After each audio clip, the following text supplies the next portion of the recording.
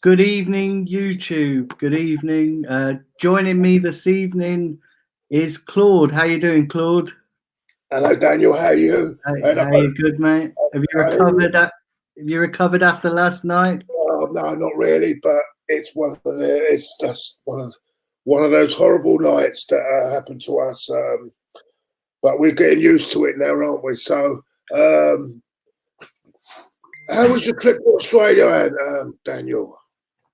What did you make of it? What did you make of it, Claude, last night? What did you make of it? Because, going into the game, everyone was pretty confident.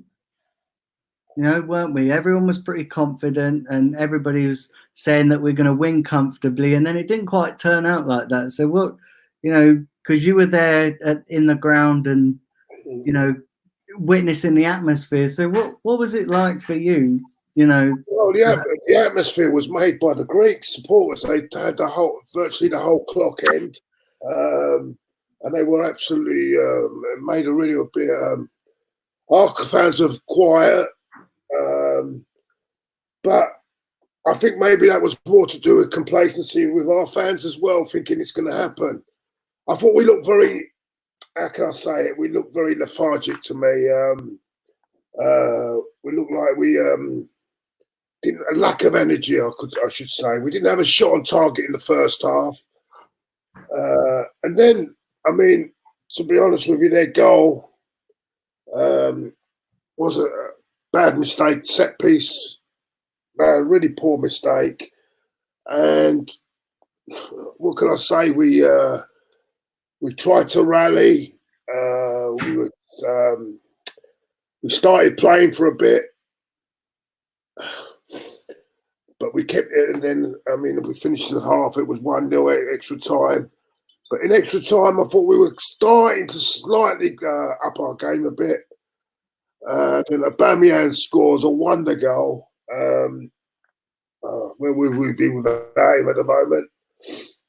But of course, after that, we think we're there, don't we? And we lose concentration. Balls going across, and the two of them, I don't know what they were doing, looking at each other. Mustafi was already off the pitch, so can't blame him. That's what it comes down. That's what it comes down to, isn't it?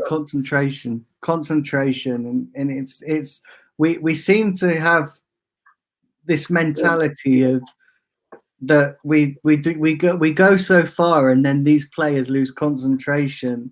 I mean, it was a lack of concentration. I can see Chadwick in the comments there. He's very pissed off. Yeah, I'm pissed off as well, Chadwick, mate. I'm pissed off as well. If to be honest with you, do you think, Claude, it was we underestimated Olympiacos? Do you think we went into it thinking, we're just going to turn them over? It's at home advantage. We usually do pretty well at home under Arteta since he's come in. We're not entitled. We're not entitled to be take teams for granted because we're not exactly doing ourselves. Although we've had a little bit of run of form with 2 wins, we're not exactly in a great condition ourselves. So we're not entitled to look down on teams. No. So that should not even be happening. What I feel, and to be honest with you, I think we played there's a lot of these players have played Thursday, Sunday, before the Saturday. Then they played against Everton. Then they played Olympiacos. Then they played Everton, and then playing again. And maybe we just mentally fatigued. I don't know. We was mentally fatigued. I don't know what I can't explain it, but we wasn't ourselves last night. We wasn't right. But having said all that, despite the good run that we've had, I still feel that the team is not good enough in certain areas. Yeah, so, I agree. He's got the best out of, and done well to get out the best out of them. But you see, you can only get so much out of these players, and at the end of the day, as I said to this morning, I tweeted out this morning, I think six of these players need to be out the door in the summer. It's harsh. Maybe it's being a bit harsh. I don't know, but if we want to go to that that next level, we need to make changes and big changes in the summer. See, the way I saw it, and I just, you know, we've been on a great run. There's no question that we've been on a great run. You know, Arteta's come in and he's got average players playing beyond their capabilities, I think, for many games that he's been in charge. But for me, it's just that, where were our big players last night? Looking at the team sheet, we had enough there to win the game comfortably. Where are our big players? And where, you know, all these, there's a section of our fan base that really hype up these players, but where were they last night? I can dig out a few players. You know, where was Mesut Ozil last night? He didn't do nothing. No. You know, Pepe was good, and then I just felt with Pepe he was trying to do too much in the box and in the final third. There was times in the game where he could easily have taken a shot on. Lacazette was non-existent last night, and until Aubameyang scored his goal, he wasn't really doing much. So it's a lot of this fan base need to start realizing that these players aren't cracked up to all that they're cracked up to be, especially, you know, with Mesut Ozil. You know, I know Mesut Ozil divides the fan base, and very much so, yeah. And it's almost like Mesut Ozil divides the fan base like Wenger did, you know, in these latter stages of his managerial career at Arsenal. And I just think that if we're going to have aspirations of progressing as a club, we need to cut ties with some of these players, as much as they are decent players, and as much as they're, like Mesut Ozil's a World Cup winner.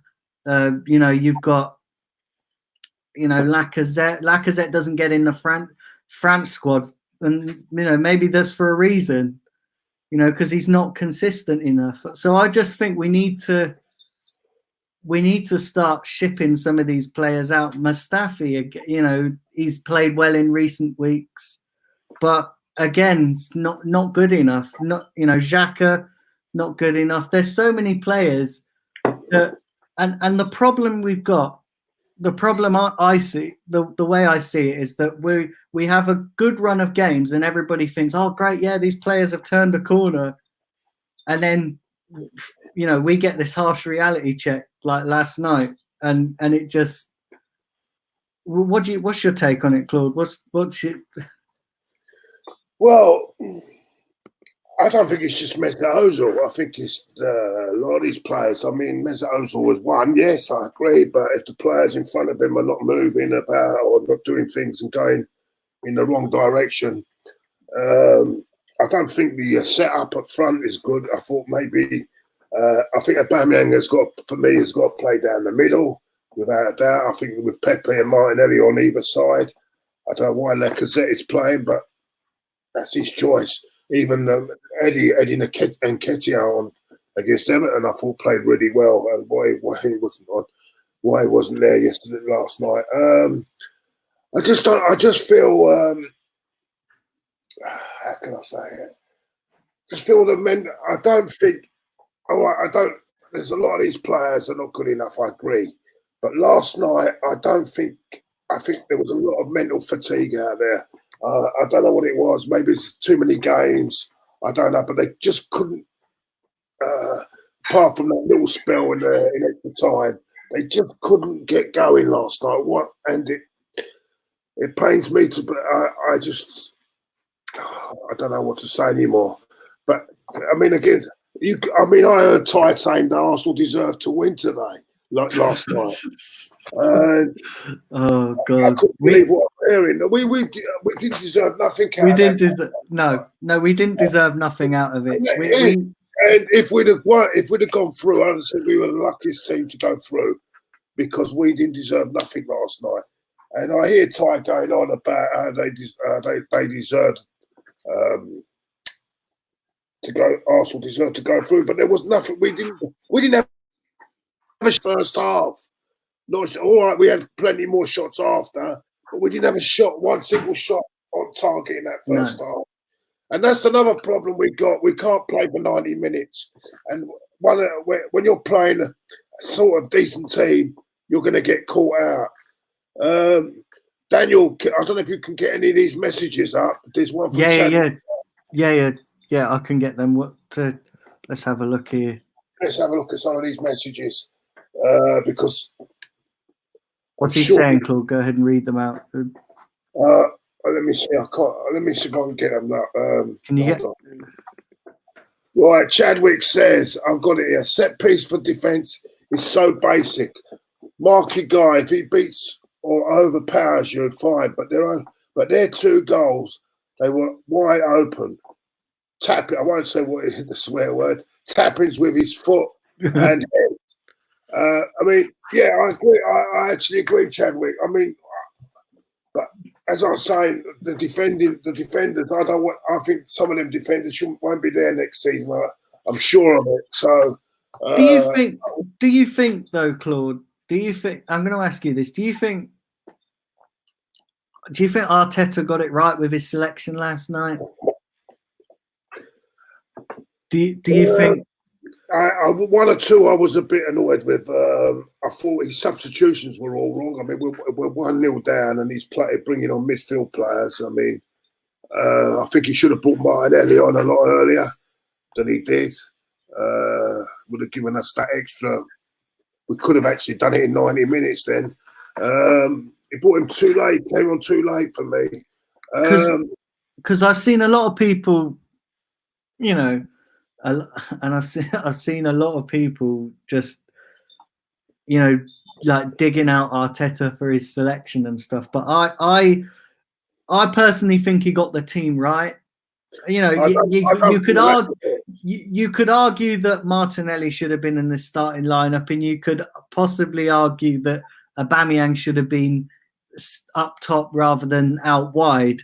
But by and large, that's how we've been playing all season. Yeah. You know, with that setup. And there's only the question that I just keep asking myself, and you know, that we've had 3 managers now with this same group of players, bar a couple that's come in, and yet nothing's changed. When is the hierarchy or people above going to realize that actually changing the manager is not nearly enough?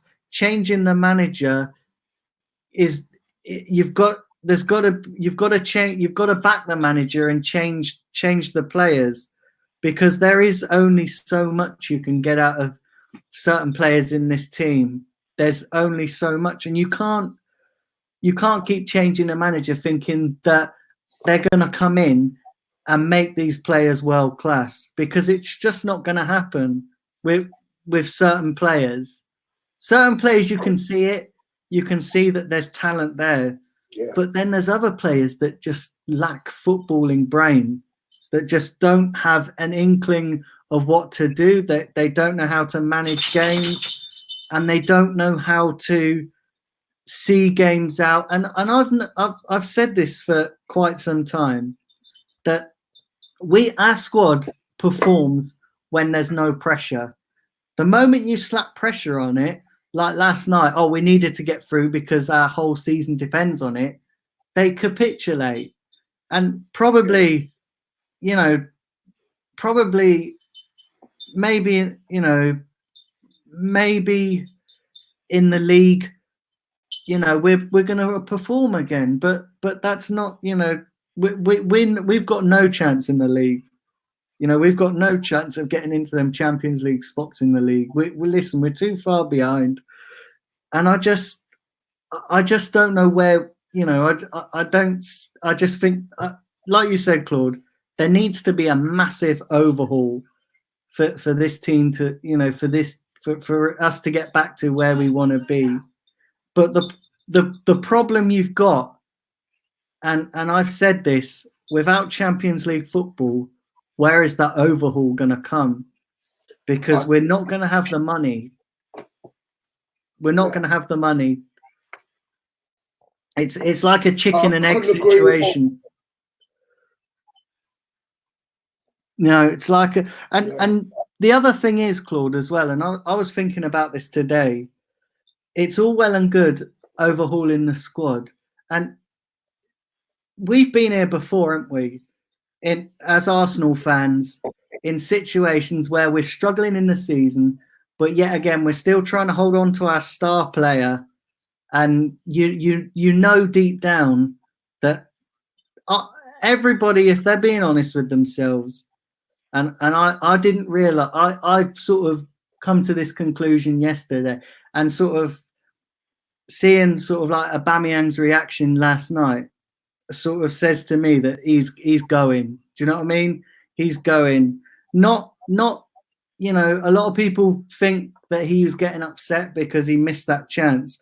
I don't think it was because that. I think he, in that moment that we conceded, and then after that, I think he just slowly was realizing that if he wants to achieve something, he's got to leave Arsenal.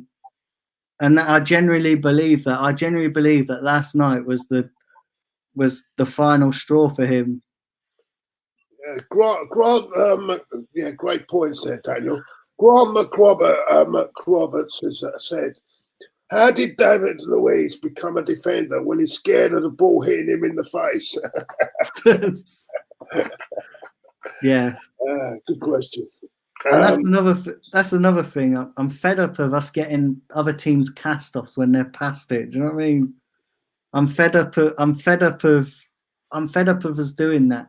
But the problem you've got, Claude, is, and it took us ages to get to where we are with getting world-class strikers like Aubameyang, and now that we're potentially going to lose him and maybe Lacazette, we're going to be in the same situation, because we'll probably go out this summer and we'll probably fix the defense. But then we're going to, all next season, we're going to go through the whole season going, well, we fixed the defense, but we're lacking goals. And then it's going to take us an age to fix that. Do you see what I'm saying? It's a cycle that's not going to get broken. And that's, I said that Champions League football would have sort of broke the ice, in terms of we could get the players, we could really kick on.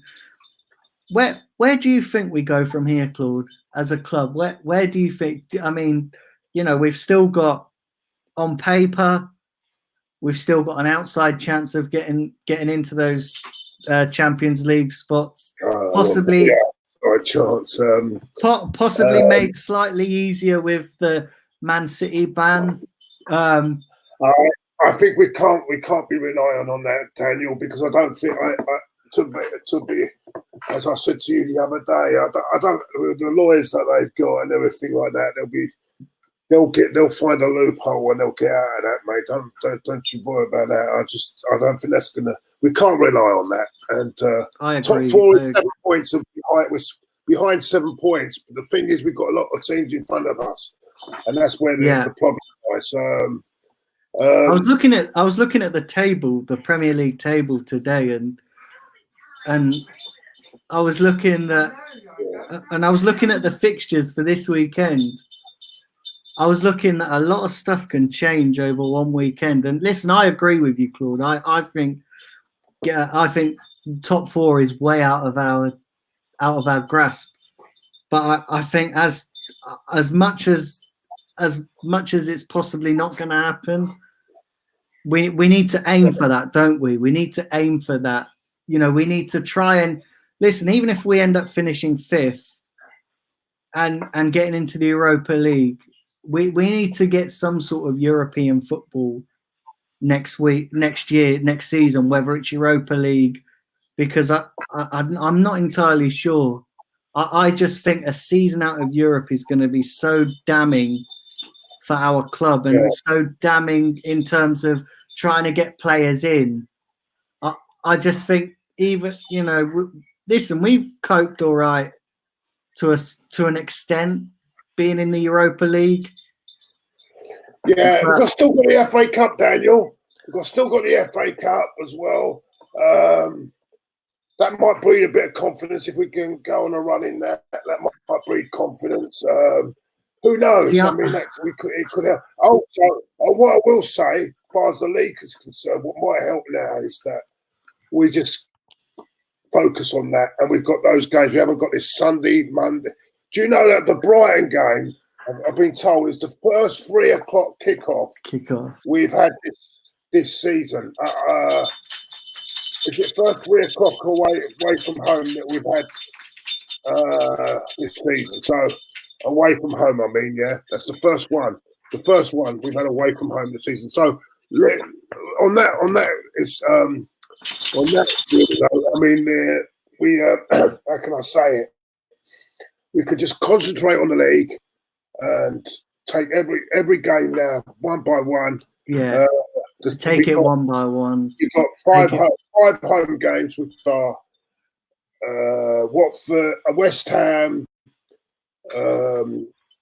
Liverpool, Leicester, Watford. Man City, Tottenham. No, Man City's away. The home games are Watford, West Ham, Liverpool, Leicester, and who's the other team we've got as well at home? I'm just trying to think. Norwich. Norwich, that's it. So Norwich. Yeah, we've got Norwich. Yeah.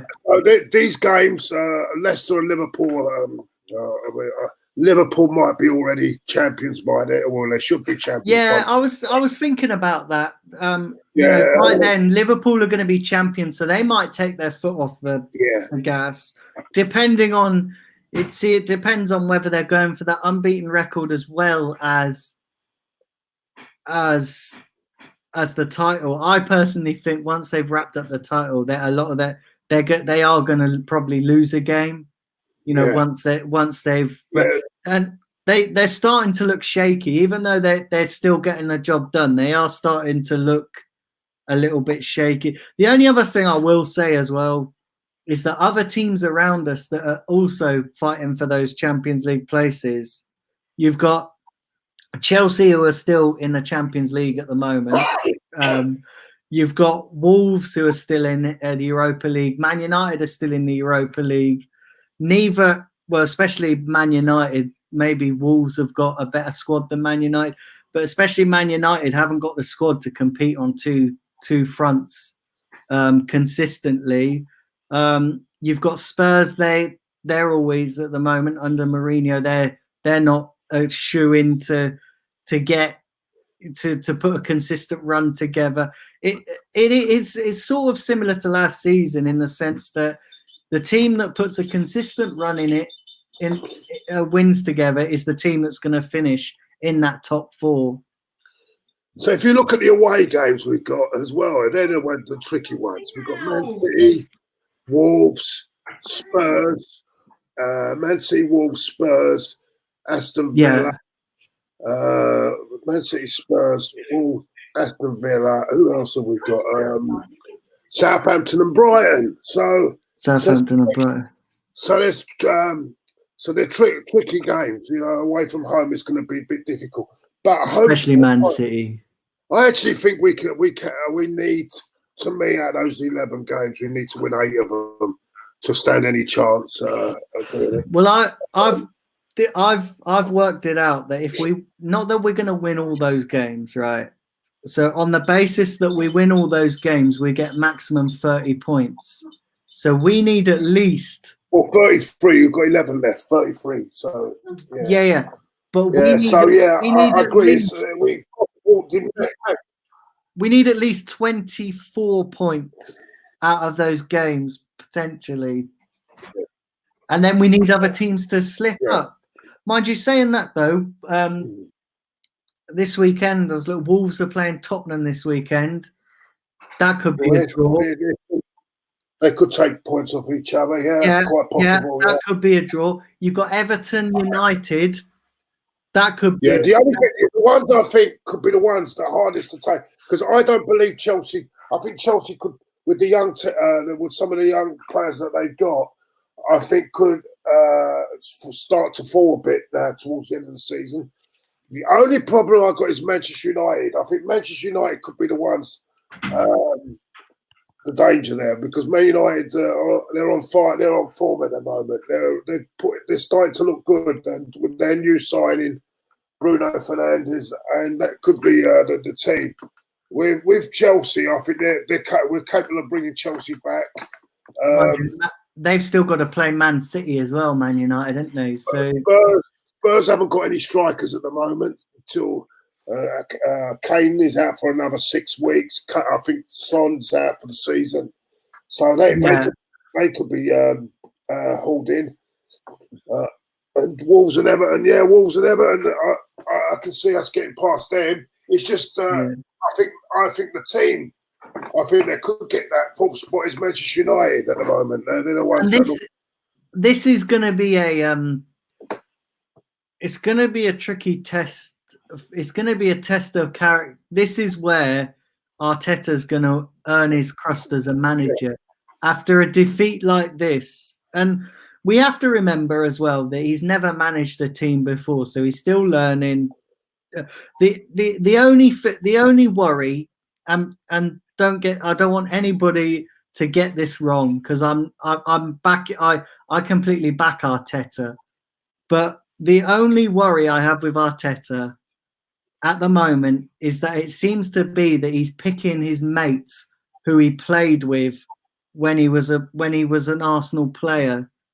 In the set, there are players like Xhaka, Özil, trying to think who else was there, Bellerin, and that's my only worry. He's not picking players on form. He's picking players that have got this good reputation, but not necessarily got the reputation of on the pitch. Yeah, look, Bellerin looks a lot. He's lost a yard, hasn't he? Bellerin, he don't look. Yeah, he looks like that injury. That's going to take time. He seems to be not recovering too well from that. I don't know whether he's just lost a yard of pace for me. Completely. It was really poor last night. Yeah. I can see your point.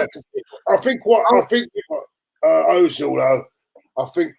It's very likely, because I'm hearing a lot of reports that Fenerbahce are going to make a big offer for him in the summer. So I think I hope so, Claude. I do hope so. Listen, Ozil, for me, and I'd just love to know why Ozil gets this big following, because he does nothing, Claude. Absolutely nothing in the games. He's done nothing this season. You know, the only person who's had the bollocks to drop him was Emery, and that's the only thing I sort of respect Emery for, is his time at Arsenal. He managed to. He's the only one that was brave enough to drop Ozil. You know, and I don't see it. I don't see what the fascination is. I don't get it. He does nothing on the ball. He's lazy. He has one good game where he puts in he'll put in a shift and you think, yeah, he's really good. But he doesn't do nothing on a consistent basis. He can do. There was a moment in the game yesterday where he had one moment where he was driving through and one of the commentators said it perfectly. Said, "Oh, Ozil, I'd like to see more of this from Ozil," and I completely agree with them. Ozil doesn't do stuff that he's good at enough and on a consistent basis, and that's my problem with Ozil. That has always been my problem with Ozil.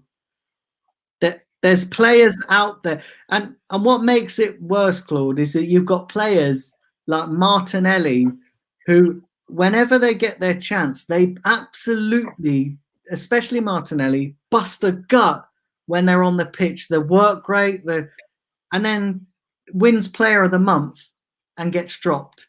But yet Ozil to put in. Özil seems to put in the same deadbeat performance week after week, and he's a shoo-in for the starting 11. I don't get that. I just don't understand what Arteta's thinking behind that. Yeah, it's a weird one for me. It's a weird one. Is it is it because that there's no other replacement there? Because Ceballos last night didn't cover himself in glory. Yeah. Ceballos, yeah. I don't know. I think we need a rethink over the summer. I think there's a lot of players. I think 5 or 6 need to see the door. And thank you very much for your services, but we need to move on. What about Portsmouth on Monday? Are you going? Do you know what? I was going, but then something come up. Like I've got to my missus is getting a guide dog as well, so she's getting a guide dog on Monday. So I've got to be here to look after my dog while she gets her dog. Right. Yeah. So unfortunately, I'm not. But you could always take your dog. You could always take your dog to the game. Yeah, I would do. I've only had him since November, so it's a little bit. Yeah, it's a bit. I'm not sure how I feel about the FA Cup though, Claude. I feel like if we win the FA Cup, we're going to have a nice day out and it's going to be wonderful. But I just feel like we've done that so many times before. It wouldn't. I think even if we didn't win the FA Cup and got top 4, or even got that 5th place, and say that Man City's ban was upheld, I just think that would kind of mean more to us, than winning the FA Cup. Not so much getting 5th place, getting into the Champions League through 5th place, because that's again, yes, it'd be great that we're in there, but it'd sort of be like, well, we're not actually there on merit, are we? We're there because circumstances have allowed us to be there. And you could look at it that way, or you could look at it the way that, well, Man City's lost is our game. But I don't know. I just think that getting into those Champions League spots would mean more to us as a club, simply because it changes the whole direction of the club and alters the whole course of where we go and how we want to progress. I got a message from Chadwick here. He said, what was Lacazette doing diving for a header when the ball was at his feet? Yeah, I don't know. And then Leno, he says, had a huge brain fart. Why did he kick the ball out for a corner? Yeah, that's another thing. Don't ask me. I don't know what was going through his, but I think that's pressure. I think that is pressure. We all sit there and moan about, but I think that's just the pressure. It comes back to what I said. It comes back to what I said, doesn't it, Claude, about how you put pressure on these players and they don't know how to deal with it. Yeah, but that's exactly what I'm trying to say. It's just pressure gets to them, and then I don't know. I mean, at the end of I think we were mentally fatigued last night. I really do. But even having said all that, even when we were winning, I'll say it again, that Arteta can only get a certain thing out of these players. I don't think he can get enough more than what he's getting at the moment. I think summer's the time. Let's look at the situation again in the summer. And we need 6 in, 6 out, and probably 3 or 4 in. We've got some good young players there as well. We're just blending it in and go again in the next season. But it's all well and good. Claude, it's all well and good. Claude, it's all well and good. It's all well and good getting the players in, right? And I was thinking about this morning when I was mulling over the game and stuff, and mulling over everything that's happened since Arteta's come in. It's all well and good getting the players, but if you're not going to play them, look at who Where's Pablo Mari? You know, we signed him in January. We're now coming up to March, and he's not featured. Okay, you could argue with Cedric Suarez because he's injured, and then it sort of begs the question: is why are you buying an injured player? And that's the same with Tierney. When he come in, we bought him in injured. So we've got to look at the recruitment as well, because it's all well and good, but saying, oh, we're going to go out and we're going to spend this and spend that. If the recruitment's not done properly, and I'm starting to get a bad feeling about this recruitment because of what we've done. Yes, it was amazing getting Pepe. That hasn't worked out yet. I think it will work out with time. I think he will be a good player. But then you look at what we've done. We brought in Tierney. He's hardly featured this season. I know he's been injured a lot. And then I said it in January when we signed Suarez and when we signed Pablo Mari. I said, why are we buying injured players when we've got an injury list as long as your arm? But yet we're going to buy more injured players. That makes no sense. I agree. Omar says the recruitment has been a joke for so long. Well said, Omar. I think that is the problem, because if you look at what we spent on net spend to compare to other teams, it's not about how much we've spent. It's about the recruitment, and the recruitment's been a joke. And I agree. I totally agree, Omar. Absolutely agree. Chadwick says, what's the worst away ground that Daniel's been to? This ground we're going to on Monday is a real piss old Portsmouth, mate. I tell you, not the great. What about Bournemouth? Wasn't great, was it, Daniel? Hey? Yeah. What a 40 minutes to wait for a coffee. Remember? Yeah, it was. That was mad. That was mad. I just. Somebody called the gunner. Put a chat in here asking me how my holiday was. Yeah, my holiday was good. Yeah, my holiday was fantastic.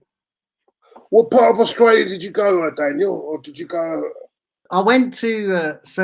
I flew into Cairns to start with, and I had a few days. In Cairns. I went out to the Barrier Reef. I did some snorkeling in the Barrier Reef. Went onto this little island called Michaelmas May Island, and it's just basically it was just basically this whole sand island with a load of seabirds on it, and from there you could swim in the Barrier Reef, and then I went to a little village called Kuranda. I went up on a sky rail which took you up over the top of the rainforest, over the rainforest canopy, and then we spent a little bit of time in Kuranda, and then got the train down through the rainforest, which was really nice. That was amazing. Very, very hot and humid being in the rainforest, but yeah, it was amazing. Then I went to Ayers Rock, which was really nice. The only thing I will say about Ayers Rock is they've got a really bad fly problem. Literally, I had been told about the flies. A lot of people said to me, "Oh, when you go to Ayers Rock, make sure you got your fly nets." But me being me, I was like, "Oh, I'll just see how it goes." You know how people exaggerate this stuff. But literally, you got off the plane and everybody was wearing fly nets. And the moment you got off, the flies are just like in your face. They're in your ears. It's like, oh my God, it was horrendous. Absolutely horrendous. You couldn't sit outside. You couldn't have a drink or a beer outside because the flies would just be attacking you. They've got a really bad fly problem. So if anybody's planning on going to Australia and going to Ayers Rock, make sure you got your fly net. And then I went on to Sydney. That was great. Climbed the Sydney Harbour Bridge. Go to the Opera House. What's that? Did you go to the Opera House? Yeah. I went outside the Opera House. I didn't go and see an opera. Opera's not really my thing, but I went out and I went and looked at the Opera House. Yeah, that was really good. And then went to Melbourne. I didn't really think much of Melbourne, if I'm being honest. I didn't really like Melbourne. It's too big. There wasn't really much going on. But yeah, that was essentially my time in Australia. How long did you go for, Daniel? I went for a fortnight, but it was 17 days in total. But 2 days of that is traveling. Yeah, 2 days of that is traveling, which was quite decent. Was it comfortable? Yeah. Was the airplane comfortable? Yeah. The airplane was sound. Had a sort of like an hour layover in Singapore. So like we had to change planes. But yeah, it was really good. It was not quite over the jet lag just yet. I'm getting there. It's weird. I have times where I think I'm getting there, and then I just have times in the day where I just get really tired. But yeah, it's really good. Okay, Daniel. Really good. So anyway, Daniel, I think have to wrap it up because I need something to eat because my throat is really bad and I need something to eat. Yeah. That's. Thank you for having me on. Thank you for having me on. And I know that, as I said, I know you've got a good channel there. I hope everything goes well for you on it. And thanks for having me on it anyway. Give me 1 second. I'm just gonna go up here and.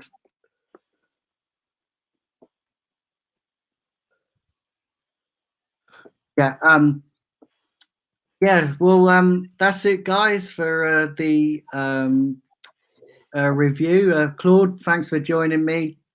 No, it's been a pleasure, Daniel. Yeah, thanks for joining me. It was a great chat as always, and hopefully things improve for us. Hopefully, I'll see you at home to West Ham. I'll see you at the home game against West Ham, probably. Yeah. Unfortunately, I'm not going to be at that one either. Do you know what? I plan to go. I plan to go to that one, and I was like, oh, great, because I had a ticket for the Portsmouth game, and I planned to go to it, and then like my wife's guide dog thing come up, so I was like, okay, I can't go to that one. I was like, oh, that's all right, I'll go to West Ham, and then I was spent like the last couple of days going, oh, at least I can go to the West Ham game, and then I checked my calendar, and I was like, oh, I can't go to the West Ham game. I'm seeing my daughter an hour before kickoff. So I was like, okay, that's not happening. So the next game for me is going to be Brighton. Brighton away. How old is your daughter? She's 5. Oh, lovely. Yeah, she's 5. Oh, that'd be nice. Yeah, that's unfortunately Brighton's going to be my next game. Make sure you make her a gooner, yeah? Definitely. Do you know what? My ex-missus is an Everton fan, so I've got to try and make sure I get in there first. Like, it's got to be a gooner. Yeah, it's got to be a gooner. Absolutely. But hopefully the season improves for us, Claude. Hopefully, by the end of the season, we'll have somehow got into that those Champions League spots. Not that I think we will. But you've got to cling on to any hope at the moment. It's, as an Arsenal fan, we're not very what is it? We're not very yeah, I know. We're not very we've not had much luck at the moment, have we? I know Arteta's come in and changed things to a point, but we're not very good. We're not very lucky at the moment. So hopefully our luck will change, and time will tell whether being out of the Europa League will help us. I mean, the way our fitness levels are going, it probably will. And, that's a whole nother conversation about players' fitness levels halfway through a season and that, but we'll save that for another day. But yeah, thanks for joining me, Claude. Thanks guys for tuning in. Remember, if you haven't, if you're new around here, subscribe. Please put a like on this video, share it around. I will be back. I'm going to do a watch along for one of the Premier League games. I'm not entirely sure yet. I think it probably, yeah. I'm doing one for Portsmouth for the Portsmouth game, but I'm going to do another Premier League game before just to see how it goes. I'm probably going to do the Everton Man United game. I'll probably do that one. When's that? This weekend? Yeah. Everton Man United's on Sunday, but I might do I might combine. It'll either be that one or it'll be the Wolves Tottenham game. Good luck with that. And, but yeah, it might be that, but definitely for the Portsmouth game. So be sure to check that out. Like I said, my preview for the Portsmouth game will be out tomorrow. But yeah, until next time. Anyway, thanks for joining us, Claude. Pleasure, mate. Pleasure. Take care, Daniel. Take care and say hello to the wife. Thanks for joining us. Say hello thanks to the everybody wife. for watching, and have a good evening. Say hello to the wife. Yeah, I will do.